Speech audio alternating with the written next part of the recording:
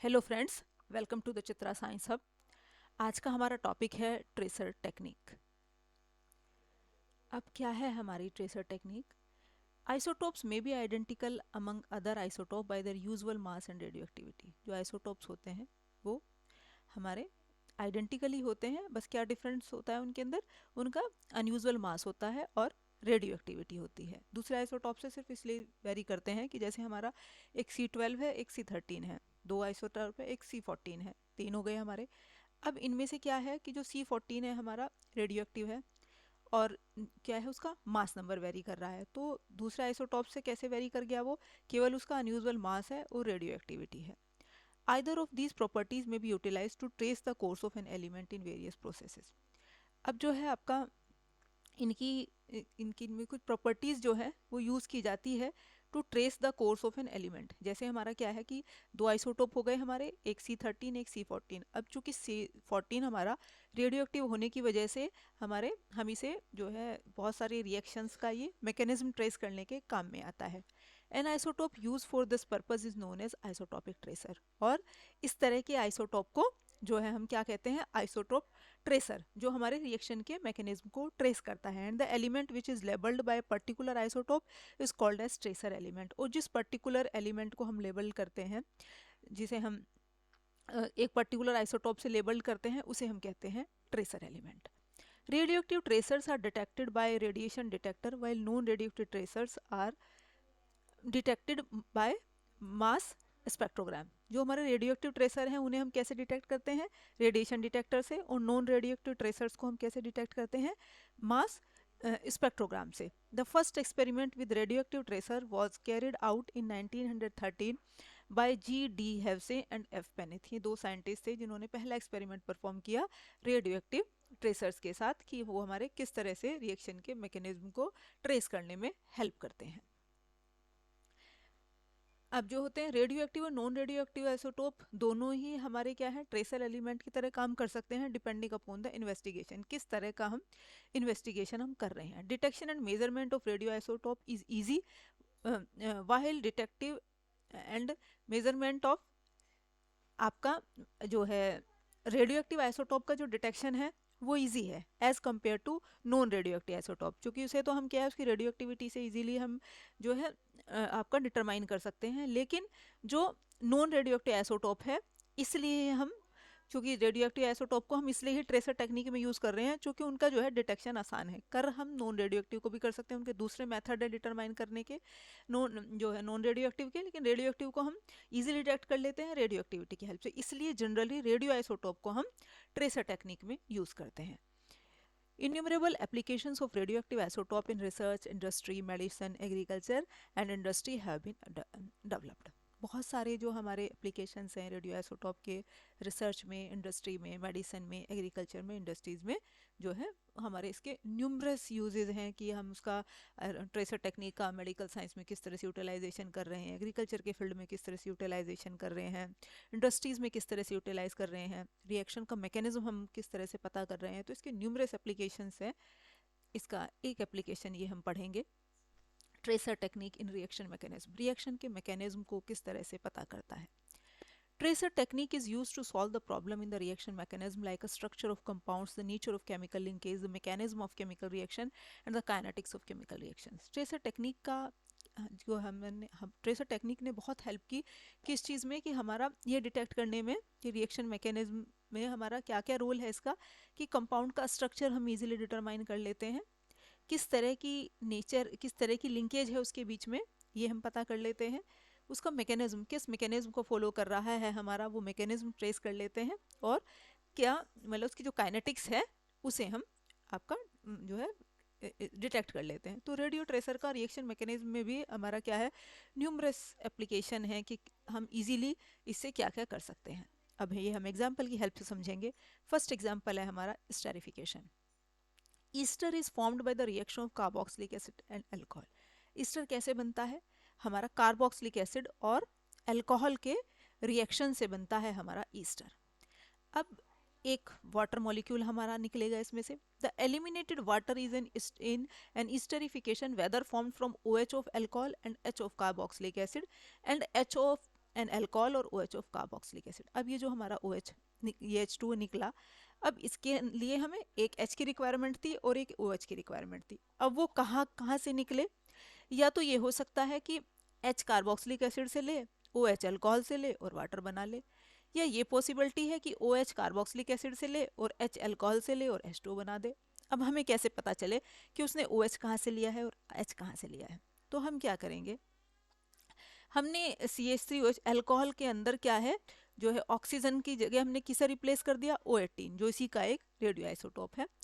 अब हमने क्या देखा कि जो हमारा रिजल्टेंट ईस्टर मिला उसके अंदर हमारा ये रेडियो एक्टिव लेबल्ड ऑक्सीजन आ गया, इससे वो वाटर के अंदर हमें नहीं मिला। इससे क्या पता चला हमें कि जो हमारा OH है वो हमें कहाँ से मिला, जो हमारा OH कहाँ से मिला, कार्बोक्सिलिक एसिड से। जो अल्कोहल ने तो केवल H का कंट्रीब्यूशन दिया, यदि ये OH का कंट्रीब्यूशन देता तो रेडियो एक्टिविटी हमारी कहाँ थी, वाटर के अंदर, लेकिन कहाँ ही, ईस्टर के अंदर। इट मीन इससे क्या शो होता है कि उसने H तो लिया कार्बोक्सिलिक एसिड से और OH लिया अल्कोहल से, और तब हमारा वाटर एक बाय प्रोडक्ट के फॉर्म में निकला। तो इसकी हेल्प से हमने मैकेनिज्म पता किया कि हमारा किस मैकेनिज्म को उसने फॉलो किया। दूसरा एग्जाम्पल है Friedel Craft reaction. Anhydrous AlCl3 is use for the alkylation और acylation of aromatic system. Anhydrous AlCl3 को हम कैटलिस्ट की फॉर्म में यूज करते हैं जब हम अल्काइलेशन, फ्रीडल क्राफ्ट अल्काइलेशन या फ्रीडल क्राफ्ट एसाइलेशन का रिएक्शन परफॉर्म करते हैं। और जो है इसमें हम क्या करते हैं, जो बेंजीन के वो हम रिएक्ट करते हैं, मतलब आपका जैसे हमें एसाइलेशन करना है तो जो अल्काइल अल्काइलेशन करेंगे तो अल्काइल हैलाइड के साथ उसका रिएक्शन करा देंगे। तो आपका कि प्रोडक्ट हमें किस तरह की बनानी है, इसी तरह का हम उसके साथ जो है रिएक्शन कराएंगे। अब जैसे हमें एक एक्साइलेशन का हमने एग्जांपल लिया हुआ है, इसमें हमारा AlCl3 हमने कैटलिस्ट के फॉर्म में लिया है। तो ये हमारा जो प्रोडक्ट बना, तो ये किस मैकेनिज्म के थ्रू बना, ये ट्रेस करने के लिए हमने क्या किया, AlCl3 के Cl को लेबल्ड कर दिया हमने, उसका ट्रू मैकेनिज्म पता करने के लिए। अब हमने क्या देखा, following mechanism was established which is notice experimentally. अब हम उसका मैकेनिज्म हमने कैसे नोटिस किया, firstly the acetyl chloride and benzene dissociate. सबसे पहले क्या होगा, हमारा एसिटाइल क्लोराइड और क्लोराइड और बेंजीन डिसोशिएट होंगे। एसिटाइल क्लोराइड जब हमारा डिसोशिएट होगा तो CH3CO+ बनाएगा और Cl नेगेटिव। अब जो बेंजीन डिसोशिएट होगा तो C6H5 नेगेटिव और H+।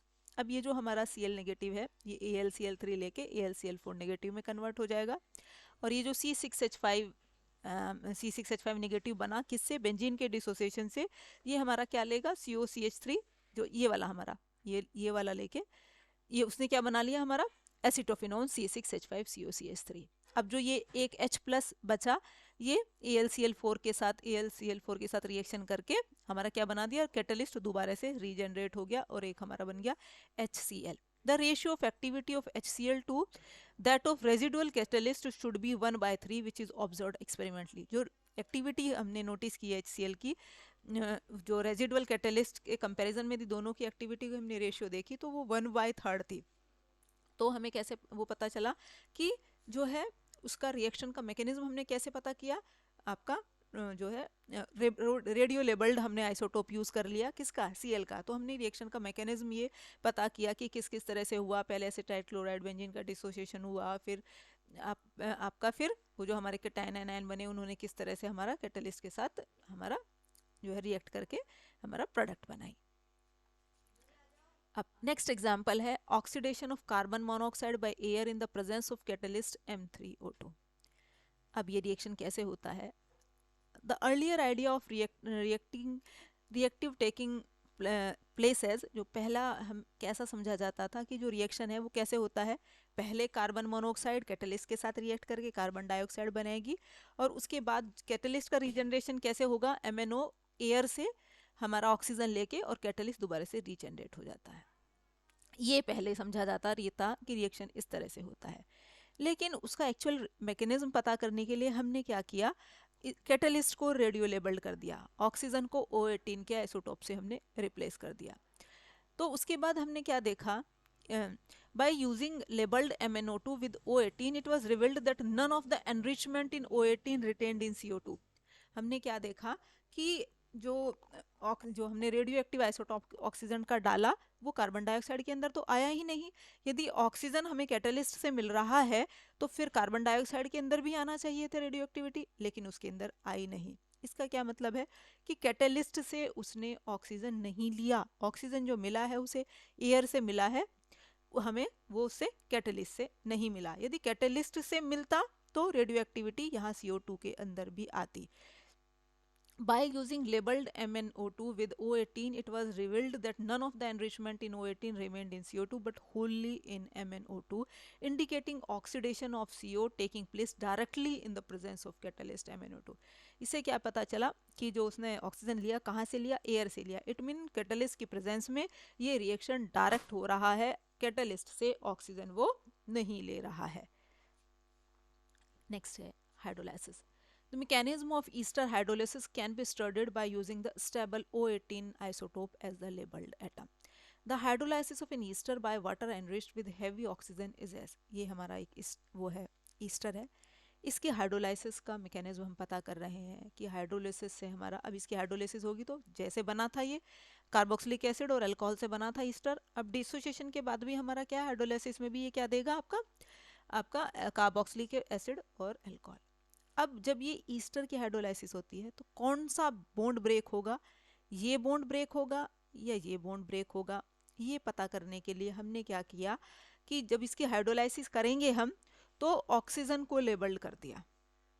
अब हम ये देखेंगे कि वो लेबल्ड ऑक्सीजन कहाँ आएगा, कार्बोक्सिलिक एसिड के अंदर आएगा या आपका अल्कोहल के अंदर आएगा। लेकिन ऐसा देखा गया कि जो रेडियो लेबल्ड है वो कहाँ आया, वो रेडियो लेबल्ड जो है हमारा वो किसके अंदर आया, जो है कार्बोक्सिलिक एसिड के अंदर। तो इसके अंदर आने की वजह से हमें क्या पता चला कि रिएक्शन जो हमारा बॉन्ड ब्रेक हुआ वो ये वाला बॉन्ड ब्रेक हुआ, उसने जो O लिया वो कहाँ से लिया, वाटर से लिया। तो ये वाला बॉन्ड यदि ब्रेक होता तो रेडियो एक्टिविटी हमारी कहाँ आती, पानी के अंदर आती, अब कार्बोक्सिलिक एसिड के अंदर ना आती। लेकिन रेडियो एक्टिविटी हमारी कार्बोक्सिलिक एसिड के अंदर आने से हमें क्या पता चला कि जो बॉन्ड ब्रेक हुआ वो ये वाला बॉन्ड ब्रेक हुआ, ये वाला नहीं हुआ। तो ये मैकेनिज्म हमें कैसे पता चला, आपकी रेडियो आइसोटॉप से उसकी लेबलिंग करने के बाद। अब नेक्स्ट एक एग्जांपल और देख लेते हैं, decomposition of H2O2 bye PbO2। जब डिकम्पोजिशन होता है H2O2 का PbO2 के द्वारा तो क्या हमारी प्रोडक्ट बनती है PbO, H2O and O2। The earlier idea was that each PbO2 and H2O2 give an atom of oxygen to produce O2। अब इसमें जो रिजल्टेंट ऑक्सीजन बन रहा है, पहले ऐसा समझा जाता था कि एक एक ऑक्सीजन PbO2 और H2O दोनों एक एक ऑक्सीजन देके O2 बन जा रहा है। लेकिन उसका एक्चुअल मैकेनिज्म पता करने के लिए हमने क्या किया कि जो H2O2 का जो ऑक्सीजन है इसे हमने लेबल्ड कर दिया। तो जो रिजल्टिंग ऑक्सीजन जो है उसी के पास सारा हमारा क्या आया, O18। इससे क्या पता चला कि आपका जो O2 मिला है हमें वो H2O2 से मिला है, उसके अंदर एक O जो है H2O2 और एक PbO2 से नहीं आया, दोनों के दोनों ऑक्सीजन कहाँ से मिले उसे, H2O2 से। तो ये कैसे पता चला हमें, जब हमने जो है H2O2 के ऑक्सीजन को रेडियो लेबल्ड कर दिया तो देखा कि सारी की सारी जो है जो सारा O18 कहाँ आया, ऑक्सीजन के अंदर। इट मीन उसे ऑक्सीजन कहाँ से मिला, जो ये हमारा बाय प्रोडक्ट के फॉर्म में ऑक्सीजन आया ये कहाँ से आया, H2O2 से आया, PbO2 से नहीं आया। नेक्स्ट है, ये हमने जब ये जैसे कि अभी पढ़ा था कि ये स्ट्रक्चर किस तरह का होता है हमारा, ये भी हम रेडियो एक्टिविटी की हेल्प जो रेडियो ट्रेसर की हेल्प से हम पता कर पाते हैं कैसे। अब हम एग्जाम्पल लेंगे PCl5 का। All the chlorine atom in PCl5 occupy structurally equivalent or note is just by synthesizing PCl5 from PCl3 and Cl2 labeled with its radioisotope। अब क्या समझा जाता था कि PCl5 के जितने क्लोरीन है सबके सब इक्विवेलेंट है, एक जैसे हैं। जब तक हमने ये नहीं किया था कि जब हम ये बनती कैसे है PCl5, PCl3 और Cl2 के रिएक्शन से PCl5 बनता है। तो हमने क्या किया, इस Cl2 को क्या कर दिया, रेडियो लेबल्ड। इतना रेडियो लेबल्ड नहीं किया था, इतना हमें क्या लग रहा था कि पांचों की पांचों पोजीशन क्या है उसकी जो है एक ही जैसी हैं। तो हमने क्या किया, इसे Cl2 को रेडियो लेबल्ड कर दिया Cl36 के साथ। अब the product is hydrolyse when the following reaction takes place, जब हमने इसका हाइड्रोलाइसिस करते हैं हम PCl5 का, तो क्या प्रोडक्ट मिलती है, POCl3 और 2HCl। Experimentally it was found that all the radio activity remained with HCl, सारी की सारी जो रेडियो एक्टिविटी है वो HCl के अंदर आ गई, POCl3 के अंदर कुछ भी नहीं आया। इससे क्या पता चला कि 2 Cl तो एक जैसे हैं और 3 एक जैसे हैं, पांचों के पांचों एक जैसे नहीं हैं। This shows that out of the 5 Cl, 3 Cl atom and 2 Cl atom differently attached, अलग अलग अटैच हुए हैं, 3 एक तरह से अटैच्ड है, 2 एक तरह से। This agrees with the trigonal bipyramidal structure, इससे पता चला कि इसका वाकई में जो स्ट्रक्चर है वो ट्राइगोनल बाइपिरामिडल है, जिनमें से 3 क्लोरीन एटम ने इक्वेटोरियल पोजीशन ऑक्यूपाई की हुई है और 2 ने हमारी क्या ऑक्यूपाई की हुई है, एक्सियल पोजीशन। आज के लिए बस इतना ही। नेक्स्ट वीडियो में हम स्टडी करेंगे कि रेडियो ट्रेसर टेक्निक का हमारा जो है मेडिकल फील्ड में और इंडस्ट्रीज़ में इसका क्या यूटिलाइजेशन है। Thank you.